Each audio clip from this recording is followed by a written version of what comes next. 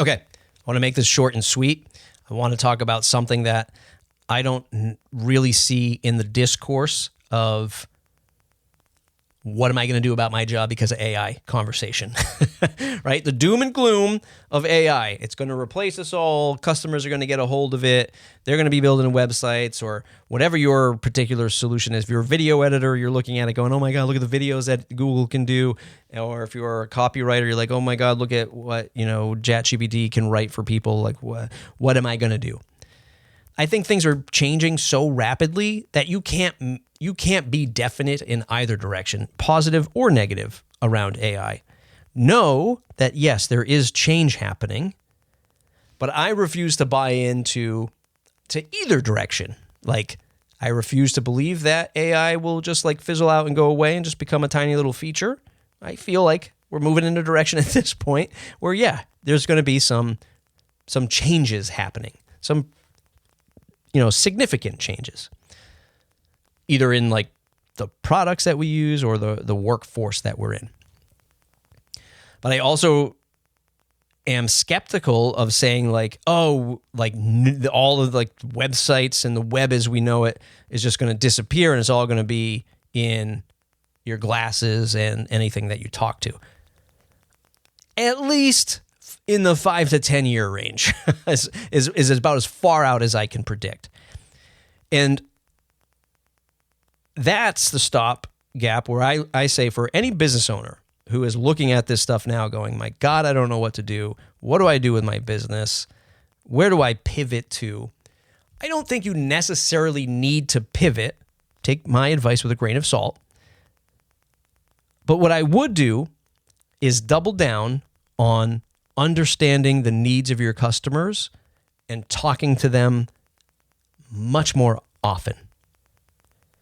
Because the value of the human interaction and that willingness to help, at least in the short term, is going to be the edge that you need. It'll even be less about like what you can produce, even if it is powered by AI. It's about that connection that you have with that person. I talked about this years ago, like having that digital handshake with somebody. And a lot of that was like illustrated through the content that you put out and your online presence and your social and all this stuff. And now this is going to be about how can I partner with you and your business? This means that you might, the future outlook might be instead of having 1,000 clients, you have 10 clients. And you're getting paid more because now the value of the human connection actually might be worth more. I think on my hopeful side is that connection is actually, that the human connection is more valuable than it is today, because a lot of people are just trying to like optimize for these COGS cost. But I think in the future, people might be thinking, well, what else can you do for me? Where you might be delivering less, but your experiences and your, outlook on things might be what they want. Obviously, I could be 100% wrong, but I think for those of you looking for a solution now, instead of just either one, giving up, two, flipping your entire life around to do this, or product, get fully into AI and maybe I stop doing websites altogether. I mean, I think it's smart to look at websites and how it's going to change over the next few years, especially if you're into WordPress and things like that. SEO, content writing, like it is smart to say, yes, things are going to change. But I don't think you need to do the drastic thing right now, whatever that thing might be for your product or service. I think it might just be, let me talk to my customers every month or every week. Like, how can I do that to make sure I'm hearing from them how their business or lives are being impacted, instead of you being in this bubble going, oh my God, AI is going to take it all away from us. Look what this Twitter thread just said. Or look what this CEO just said about everyone losing their jobs.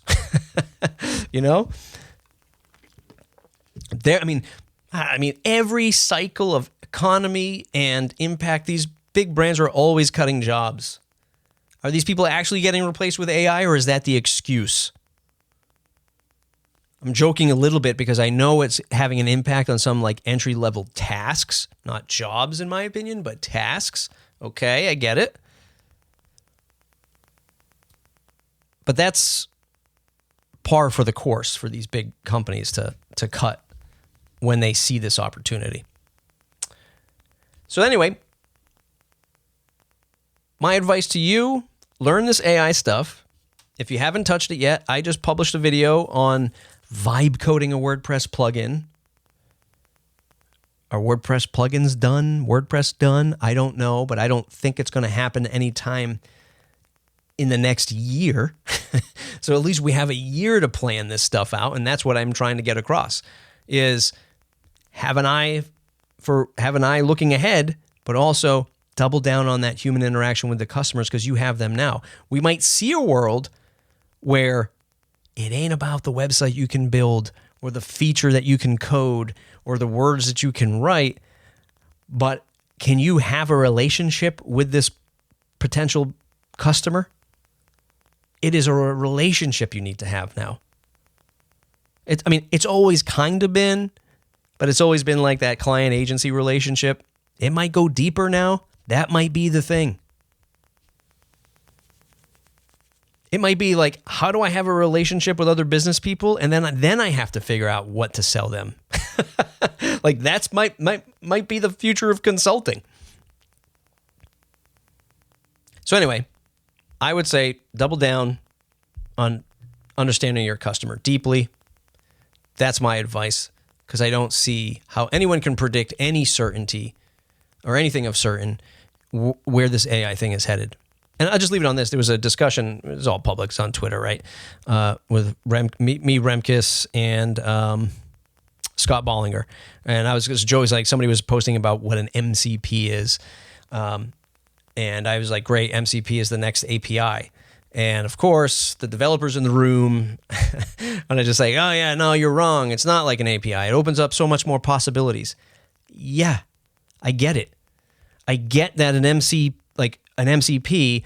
is what I'll call a wrapper around an API.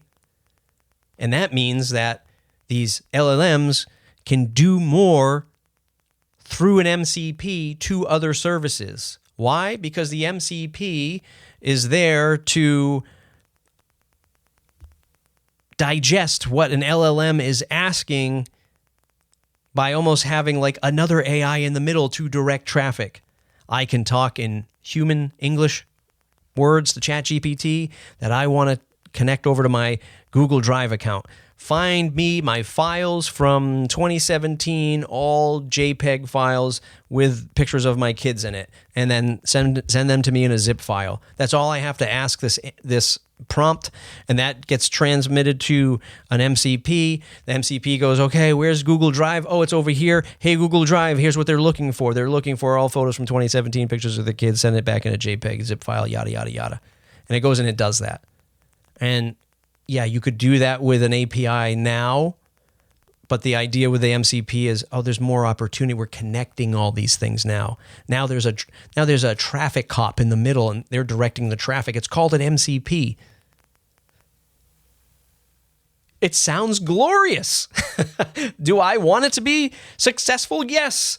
How could you say that is the future when it is something that isn't clearly defined at the protocol level of the internet?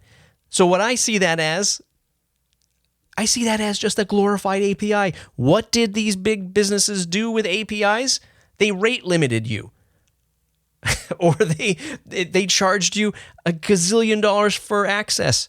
Twitter is a perfect example.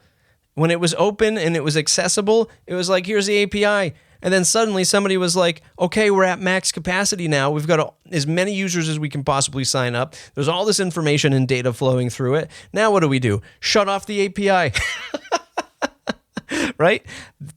RSS was the thing where people were like, oh, I can just broadcast my content and information out, and anyone can get access to it. People can build apps that consume that. And then Google killed the RSS feed for the entire world by shutting down Google Reader and FeedBurner and saying, you know what? that data, that's too valuable there. We need to be able to monetize that. We need to be able to sell ads against it. And, oh yeah, we'll do that through social media and all these other silos. HTTP, www, protocol, access through the web. What did they do? They said, oh, you know what? What the internet really is, it's Facebook. It's Twitter, it's social media, it's the silos. It's Google search and the results. These things are not definite yet because all of these businesses are still trying to figure out their business model with AI. So it might be cool and it might be the thing to do now, but have we not seen how these LLMs, one week Claude's the best, next week DeepSeek's the best, next week ChatGPT's the best. It's happening too fast to be too definite. Yes, it's scary. Yes, it's exciting. My thing for the business owner is to double down with your customers and entrench yourself in those relationships.